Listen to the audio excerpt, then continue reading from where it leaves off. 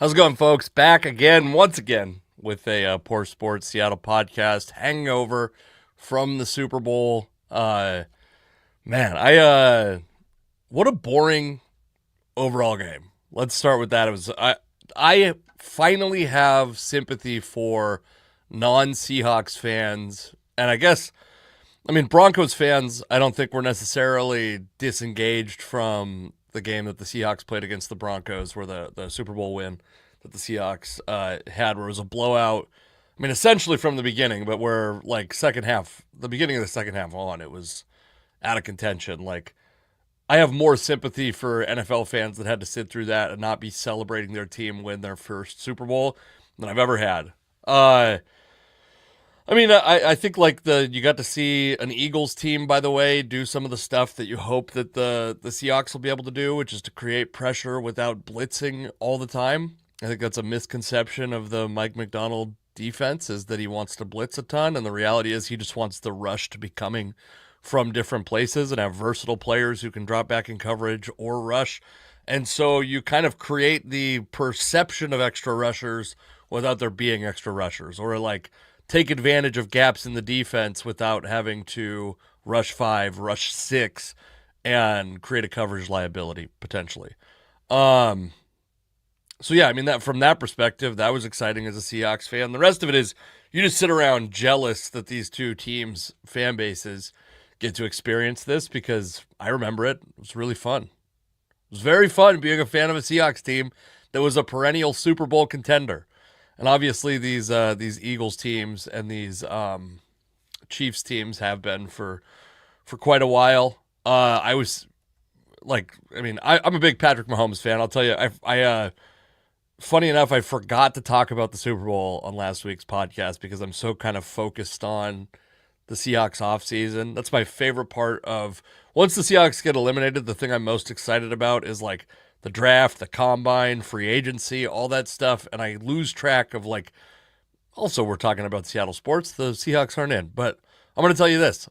Not only did I think the Chiefs would win, I was rooting for the Chiefs. I like Patrick Mahomes quite a bit. I like the way the Chiefs have been constructed quite a bit. I think that Andy Reid has shown himself to be one of the NFL's great coaches after, by the way, being like a perennial almost there guy. A guy that, we just saw now a week ago or so, Mike Holmgren get denied from the NFL Hall of Fame. And I think Andy Reid was like in a Mike Holmgren boat if he doesn't go to Kansas City and win Super Bowls, because he had not won a Super Bowl in Philadelphia. He had been a guy who was like perennially knocking on the door, but not a guy who actually was able to take a team over the top. And I think Andy Reid has obviously cemented himself as a Hall of Fame head coach in Kansas City. Maybe deserved it before, but has certainly done it in Kansas City. And I'm an old man now. At the end of Brady's career, I was excited just to see somebody doing something great. Do you know what I mean by that? Like, I'm not, I have a hard time now rooting against dynasties because, yeah, I mean, if it can't be my team, why would I not want to see the most dominant performers in the game ever during my stretch of watching it? During my time on Earth, as some might say. Yeah, but I mean, I also thought, it was pretty, a lot of people were drawing comparisons to, this is what happens if you don't protect the quarterback. There was some bad luck, some obviously bad choices. It was interesting. I was watching with my my in-laws, my mother and father-in-law, and my brother-in-law. And my brother-in-law, this is probably the only football game he watched this year, or certainly the most he's watched of a single football game this year. And it was funny to watch him see Patrick Mahomes with the eyes of someone who doesn't like or dislike Patrick Mahomes, someone who understands the game of football to a degree, but it doesn't understand Patrick Mahomes' place in it, or any of the stuff that's gone on in recent years where the Chiefs seem to be getting worse but keep winning somehow, at the same rate. And none of the referee stuff, doesn't care about any of that stuff. Also doesn't care about Taylor Swift, which is refreshing. That's an indictment, by the way, of anybody. for me. You come over to my house and you got strong opinions of Taylor Swift being on the TV screen one way or the other. If you're thrilled about it or you're pissed off about it, you're going to be a bad living room audience member. But my brother-in-law saw Patrick Mahomes, and he's like, what the hell is he doing? It looks like he doesn't even know where he's throwing the ball.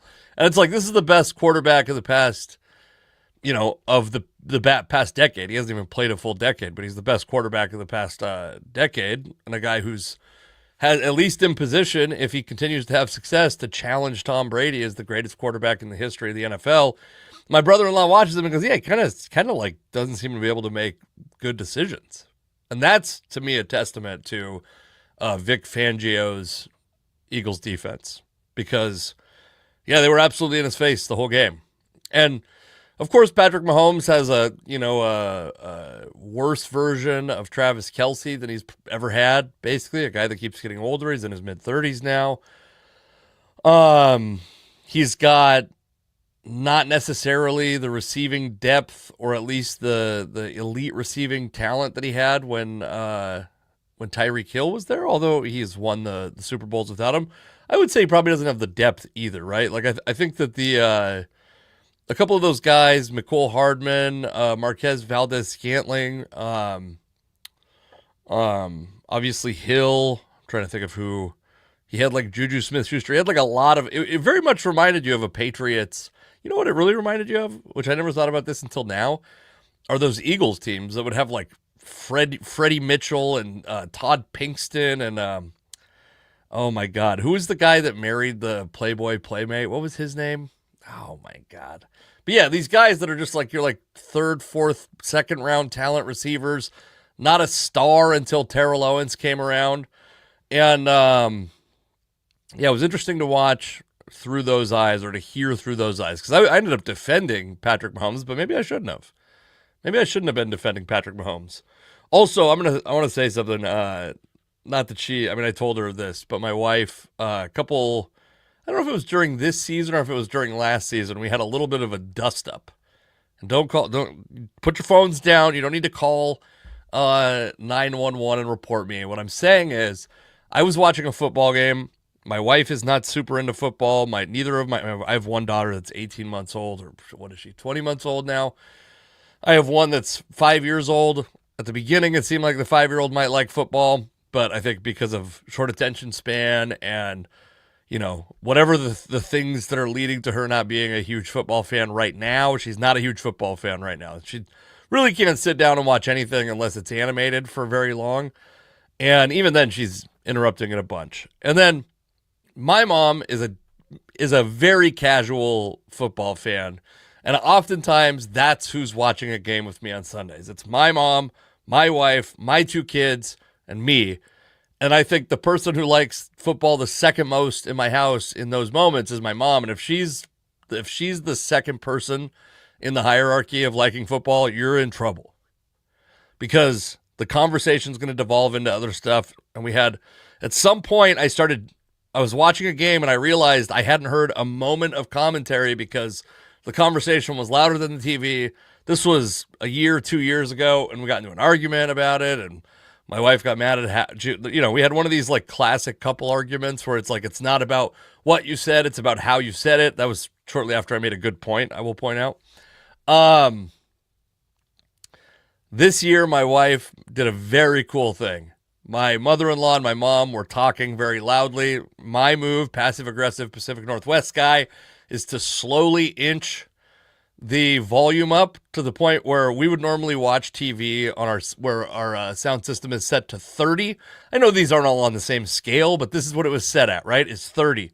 I had this motherfucker up to 50 by the time my wife came over, and she goes, hey, this year what we'd like to do is everybody that's going to not watch the game very closely go into the dining room, and then everyone that's out here is going to be like watching the game pretty closely. Really loved it. Ended up being like a pretty fun Super Bowl to watch from that perspective, from just like being able to be a cerebral dork sitting and watching with my father-in-law, my brother-in-law, and my other brother-in-law, by the way, big Eagles fan. That's why another reason I was rooting against the Eagles, is just to be able to talk shit to him. And yeah, he's got some bragging rights for a year, which is unfortunate. But I was so yeah, we were watching. It was nice too because I don't really care about the commercials during the game. For me, during football, the commercials are always a time to either go pee, get a new drink, check out stats on your phone, finish an argument that started during the game that you didn't want to pause and look at your phone for. So I missed all the commercials. We're going to watch them tonight as a family. I'm sure there's a YouTube compilation of them out there, but what we did stop the game for, because it seemed like, and we were right, it would be the last moment of contention at any point in the game, was the halftime show. And I'll start with this. I'm a big Kendrick Lamar fan. Of all the hip hop artists that have broken in the last like 10 or 15 years since I've like exited my prime of here's the guys that I've liked. Let me see if I can like really reel them off. Vince Staples, Lil Dicky, Kendrick Lamar. That might be it. That might be the end of the list. Okay? So I like Kendrick Lamar, and I've never liked Drake. I've never been into Drake. I was excited to see what the surprise was going to be. At a point, I was worried that just having Samuel L. Jackson as part of the halftime show was going to be the surprise. It was interesting to watch my father-in-law and my mother-in-law and my mom, all of whom are in their 60s, all of whom are white, all of whom like classic rock at the most aggressive and country music at the least aggressive. Just be completely upset by the fact it was like classic old 90s. I can't even understand them. They're not even playing instruments, blah, blah, blah, blah, blah. And I will point to the misunderstanding of people say this stuff about hip hop all the time. I can't understand what they're saying. I have no idea what they're saying. Have you seen those things? I mean, for decades, there's been songs that people just completely. We have a friend that thought the song that says put on your happy face was put on your acne face. People are going to hear different stuff from rock songs too. Just because it's said by a person with long hair and a beard doesn't mean that it's suddenly more easily understood, right? The grunge era, or butt rock. I'm not judging butt rock, by the way. It sounds like a pejorative. When I found out what butt rock was, I was like, oh yeah, I think I like some butt rock. But I'm not gonna pretend like I could understand every lyric. Just the unintelligible lyrics are coming at you slower. That's the only difference. Anyways, I thought the Kendrick Lamar halftime show was very good.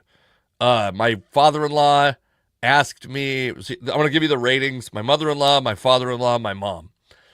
They gave it out of 10, a 3, a 2, and a 1, respectively, which also goes in the respective order of their ages. I'm just pointing that out. Just pointing it out. No direct correlation. Just pointing it out. I gave it a 7.5 when I was asked. It wasn't the best halftime show I've ever seen. Certainly wasn't the worst halftime show I've ever seen. If you don't like the genre of music, I get that being a problem, but like then it almost to me feels like there's no way they could have satisfied you unless they did like the most, like when hip hop was at its absolute peak in the early 2000s, late 90s, and they had the stars from that time a couple years ago, 50 Cent, Eminem, whatever, like that Mary J. Blige. If it has to be that to make you be okay with it being hip hop, then you almost shouldn't have a vote on how good or bad a hip hop halftime show is. And so, anyways, I'm very into hip hop, especially. I mean, predominantly hip hop from long before Kendrick Lamar was an active artist, but I'm all of the anti-Drake beef has been very fun. The Pusha T stuff was tremendous. I mean, he got absolutely crushed, I thought Drake did. And Kendrick Lamar like won 5 Grammys on a beef track. That's crazy. That's because I mean, I grew up in like, obviously there was like the G Unit Ja Rule stuff. There was eventually The Game and G Unit, if you remember. There was Jay-Z and Nas, Tupac and Biggie. Like, I remember these, but But these were like, a lot of times these were just mixtapes. They weren't genuine albums. And I thought, so all of the beef stuff happened before the Super Bowl, but after Kendrick Lamar had been announced, I believe is the timeline. And I mean, if you're Drake, you just got to be dreading that day because you know that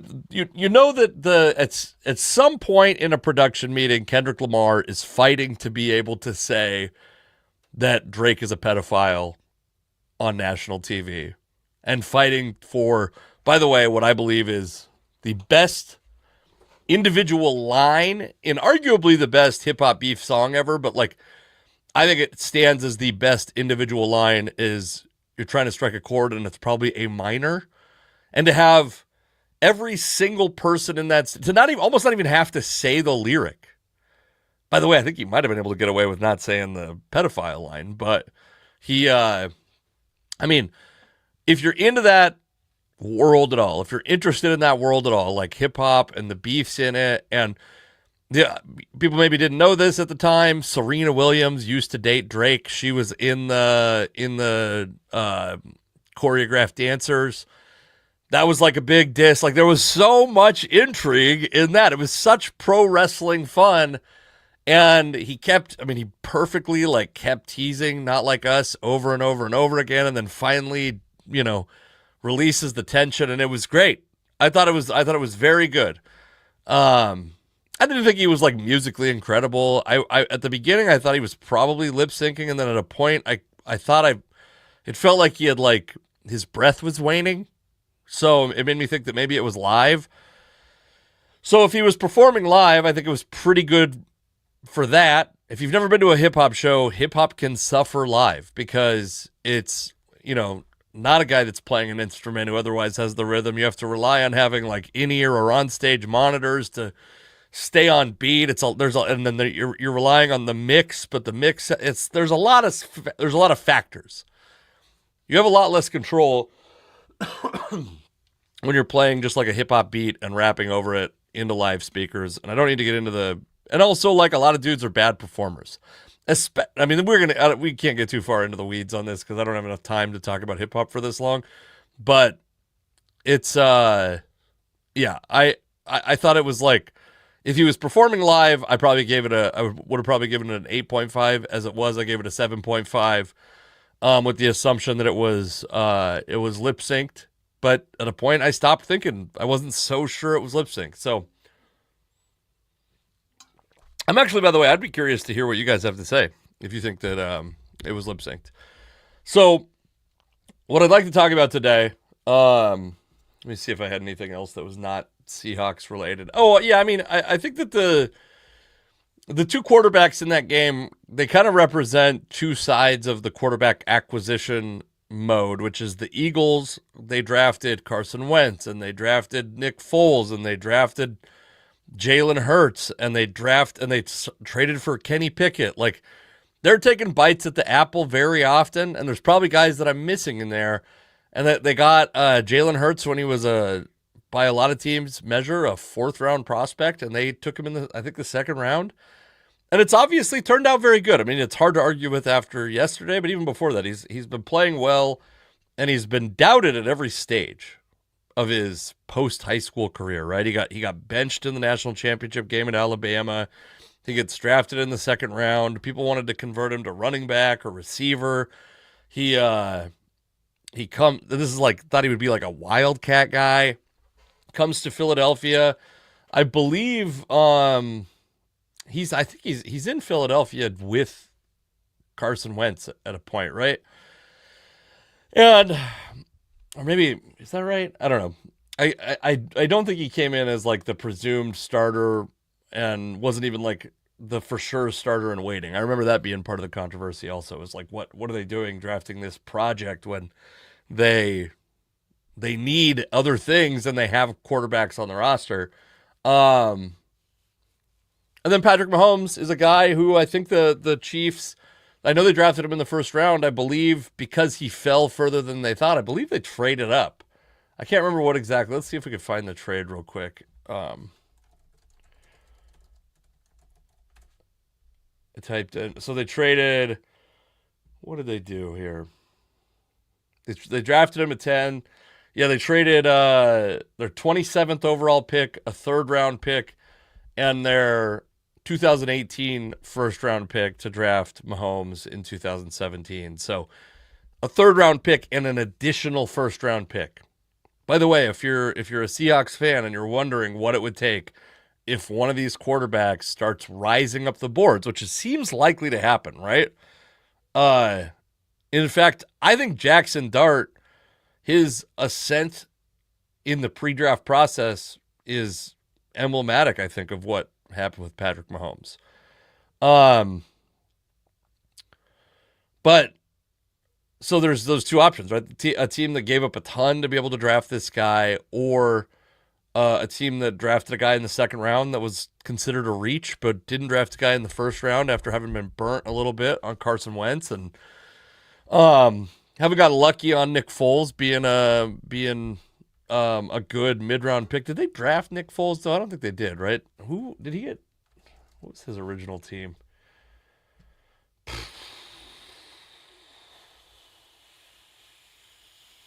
Supposed to be I guess he was the original team.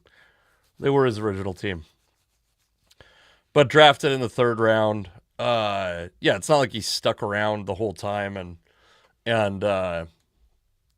yeah, what year did Jalen Hurts get drafted? We could find this out pretty quickly. 2020. I guess I didn't realize that he was. It's so weird that stuff like that. It's like Jalen Hurts feels like he was in college.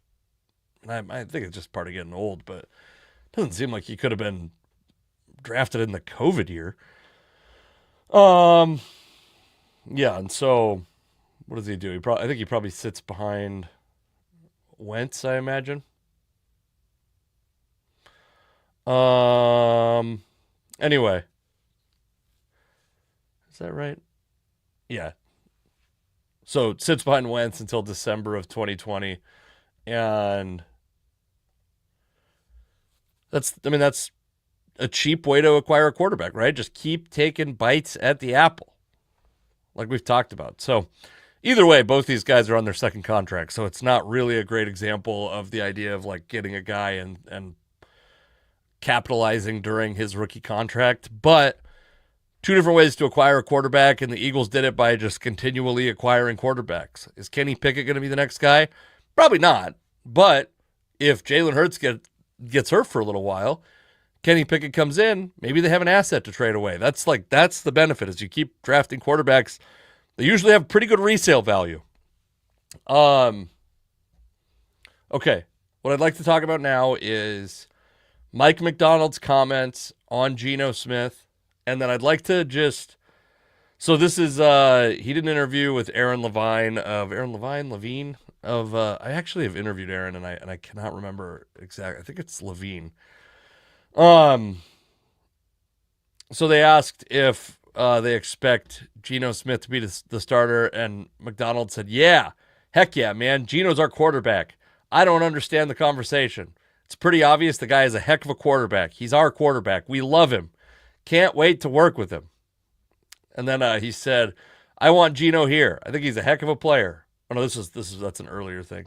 Anyways, point is, I think we should probably start operating under the assumption that until we hear otherwise, Geno Smith's going to be the starter in 2025.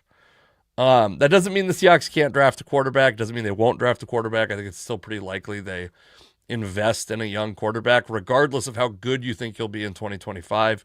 Geno Smith is not a young quarterback. But what I would like to look at is, if they're not going to trade or cut Geno Smith, we can think about what the extension he has may look like. I don't want to do that right now. What I'd like to do is just look at the cap situation and how the Seahawks can create cap space and what it'll mean for the future. And one bit of news that we hadn't talked about on last week's episode is that Leonard Williams got his contract restructured, which always sounds, by the way, like a thing where the team and him like got together. He agreed to restructure his contract. I think that used to be something that was more common. Now they have these things built into it, where, because the way that they're able to restructure it is exclusively player friendly, they don't I said this last year when the Seahawks restructured DK Metcalf's contract is, one, it makes it way less likely they're going to trade him because it's pushing his money into the future, meaning they're getting way less salary relief than they would have if they would have traded him, or if they would not have done that in these upcoming years. So it makes the savings in the future years, it reduces the savings in the future years. Does that make any sense? I don't know if it makes any sense. But Leonard Williams restructure saves the Seahawks $14 million. And I just want to pull up. This is the, if you're not familiar with it, it is the over the cap salary cap calculator. And it is up to date as of present. If you look in the top right of this table here where my cursor is, there is, the Seahawks are now $13.46 million over the cap, which means just to become cap compliant, they have to get rid of $13.5 million in salary, essentially. And I think there's a couple guys that are pretty obvious no-brainers that the Seahawks are not going to keep on their present contract, probably aren't going to keep at all. We can talk about those in a moment, but I want to just give like my best understanding of, you'll see in this calculator down here, it says cut pre-6-1, and there's other options like trade pre-6-1. I think on a guy like Uchenna Nwosu, yeah, you'll have cut post-6-1, trade post-6-1. These are, you can designate, I believe it is 2 players with a post-June 6th or June 1st designation, meaning on the books, they don't leave your salary cap until June 1st. And then if you do that, you're allowed to spread the dead money hit over 2 years. The Seahawks, I'm not certain their history of using that. I believe it only also is allowed on players that have more than 1 year left on their contract. This is why the Broncos did this with Russ. This is why the dead money hit last year was just half of his remaining prorated bonus. We're not even going to talk about that. We could talk about the benefits of that at another time. I would like to just talk about cutting guys pre-June 1st, especially because, well, Draymond Jones, actually, you could cut. Let's actually do it. So the 2 guys that I think are the most obvious are Draymond Jones, cut post-June 1st, Tyler Lockett, cut post-June 1st. Or, sorry, pre-June 1st. Tyler Lockett cut pre-June 1st. And so by cutting Draymond Jones post-June 1st, I'll give you a good example. Up here in this top right corner, the Seahawks would now have $3 million in cap space. If they cut him pre-June 1st, they have $1.9 million in cap, or there's still $1.9 million over the cap. So that's why you do it, because it spreads the dead money out over 2 years and allows you to spend more in the present season. So we're gonna cut Draymond Jones post June 1. Cut Tyler Lockett pre-June 1 because he has only 1 year left on his contract. And if you do that, the Seahawks have $20 million in cap space. I just want to get an overall feel for what the Seahawks cap space actually looks like and what they might have to do to be able to, the fan base is going to want them to add an interior offensive lineman. They're going to want them to potentially add a linebacker, especially if you're cutting Draymond Jones. Yeah, you have Boye Mafe. Do you trust that Uchenna Nwosu is going to be healthy? You don't really. You're probably, by the way, Roy Robertson Harris, I think you're probably cutting. That's probably another obvious one, a $6 million guy that's like, I don't think he was playing a ton of downs even when he came in. I think they like him quite a bit, but I bet he'd be back. And another guy I think is Rayshawn Jenkins. So if you cut those 3 guys, and I think Rayshawn does not have these are all guys on 1 year contracts, or 1 year remaining on their contracts. So if you cut these guys, you get down to about $32 million in cap space. Now, what is an interior offensive lineman cost at this point? Are you going to go find a guy? The problem is they're starting to cost a lot more, We saw this last offseason. The guy, oh my God, the name of the guy is escaping me, but the Seahawks left guard that signed with Carolina, I can't think of his name. By the way, so hungover from yesterday. I drank way too much alcohol for someone who had to work today. So silly. I was breaking all the rules. I was mixing and matching. I was drinking whiskey and cocktails and wine and champagne. And goddamn, I had champagne, beer, a cocktail, bourbon, and wine. I had 5 different types of alcohol. What am I, 17? Don't drink if you're 17. I think another guy that the Seahawks are certainly going to want to bring back is Ernest Jones. I'm going to write an extension into here. We could talk about, I don't love this extension, but I think for the purposes of looking at like worst case scenario, this is based on the Jordan Brooks deal last year, which was 3 years, $27 million with like an $8.5 million signing bonus. I'm going to give Ernest Jones 4 years, $40 million. So a similar annual average value, not exactly the same, a little bit more. And a $10 million signing bonus, which I don't necessarily think is, I don't necessarily think he'll get that big of a contract, but I think that'll be like somewhat instructive on what it's going to look like for next year's cap. And we'll start him out at a little lower cap hit with some escalators. Oh yeah,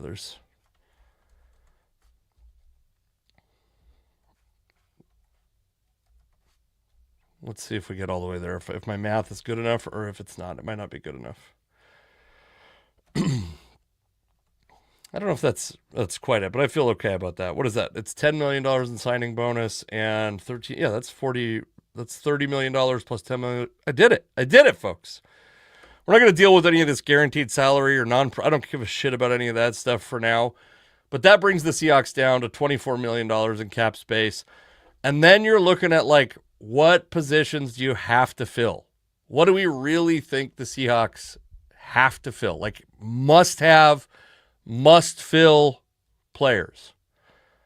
I think the Seahawks, they must add an interior offensive lineman. Whether that's a center or a guard, I think they have to add at least one, a veteran starter on the interior offensive line. It's not a bad year for that. Damian Lewis is the guy. I couldn't think of his name, by the way. What was Damian Lewis's contract? Because I think it's going to be, 3 years, $53 million. His cap number in 2024 was $4.9 million, but next year, these upcoming years, it's 14.6, 16.75, 16.75. So if you sign a player of comparable quality, you're talking about bringing this team down to, now you're back to $8 million in cap space. Here's some other guys I think they could cut. And I'm going to do this, by the way, without trading DK Metcalf and without trading Geno Smith, without cutting Geno Smith. You can feel however you want about that. I'm happy to hear people's opinions on that. But I actually think I'd be fine with them trading and cutting both. But if you cut Noah Fant, can you keep Noah Fant? That's the question. His cap number is $13.41 million. So the question is, are you better off with Noah Fant or saving $8.9 million after the dead money? And if you look at like Pro Football Focus, had him at like a mid-60s grade. He didn't put up huge numbers. He had some injuries last year. I've liked Noah Fant since he was a college prospect. He's got a tight end's body and wide receiver speed, but he's never been able to do anything but run straight. He plays very streaky. He's never put together like what I would call an elite tight end season. You thought this might be the year, by the way, because Colby Parkinson was gone and oh my God, Will Dissly was gone. I've already replaced Will Dissly in my mind with AJ Barner, by the way. Last year, I was talking to a friend of the podcast, Dan Viennes, and I said, like, this, AJ Barner has felt like a Seahawk to me since the moment the season ended. And then they drafted him in the 4th round, which, I mean, I thought it seemed early, but it was like a classic old Seahawks tight end, like early Pete Carroll era Seahawks tight end, who can catch the ball a little bit, who can block well. He was just Will Dissly reincarnated. My opinion is I don't think that this front office is going to keep Noah Fant at the production that he's had on this contract. So I'm going to say in this scenario that they cut Noah Fant. So this is, and actually the other guy that they might cut, I would say George Fant. Are you going to, for $3.8 million in savings, do you feel better with $3.8 million in extra cap space or George Fant on your roster? And the amount he played last year, it seems impossible to believe that they would keep him around. I think they'll probably want to talk to Roy Robertson Harris. I have a feeling they're going to want to talk to Jaron Reed. I think they like Kayvon Wallace. We'll see what those deals look like. But now you've pushed a bunch of dead money into 2026, by the way. That's worth pointing out. Doesn't necessarily mean that you can see in this space above the projected cap space year over year. They're projected to have $162 million in cap space going into 2026. That, of course, does not take into account the guys that they will inevitably cut or have dead money on a trade from going into that season. But the cap situation clears itself up a little bit in 2026. Under this scenario, by the way, this scenario where they have cut these guys I've talked about and re-signed Ernest Jones. And what does that get you? What does $37 million get you? It doesn't, and it certainly doesn't even clear up enough space for, like, if you, I don't think you're going to, obviously, you're not going to sign Sam Darnold with Geno Smith on the roster, but this is like instructive of if Sam Darnold is going to get $40 million a year. By the way, if Geno Smith's going to get $40 million a year, you can probably, what do they have in here? You can extend Geno for, how do you do this? Oh yeah, okay. So we're going to add a couple years to this. Let's say 2 more years at $40 million. I don't love that. Nobody loves that. Nobody's happy to see $40 million in those years. And let's say another additional $20 million in bonus, which I don't know how likely any of this seems, but oh my God.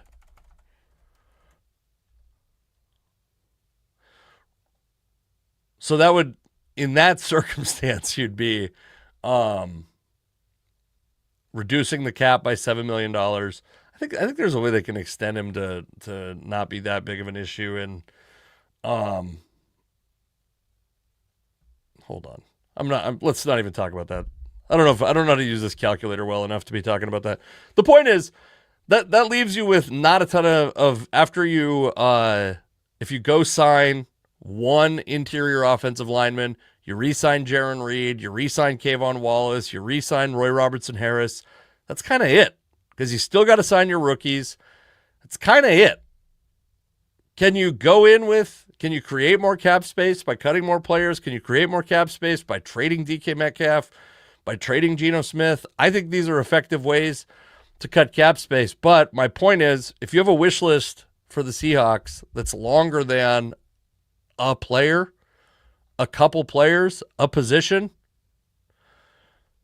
I think you're probably not going to get it. I don't think they're going to be able to go sign two premier interior offensive linemen.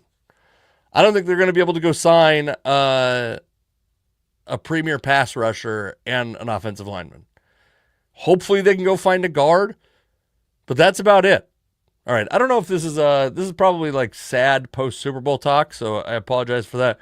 Come see me do stand-up comedy. By the way, I've had some crazy stand-up stories. I'm starting a new podcast. I'll tell you about it soon, where we talk about stand-up stuff a lot more. I feel like I got to tell these stories somewhere, and I don't know if this is the place for it, but just keep an eye out for that, because I'm going to be debuting a new podcast soon with my buddy Jess Everett. Thank you for listening to this podcast. Go fucking Seahawks. My daughter decided she's a fan of all the teams that are named after birds today, which was upsetting. So, all right, I will talk to you later, probably later in the week. Bye.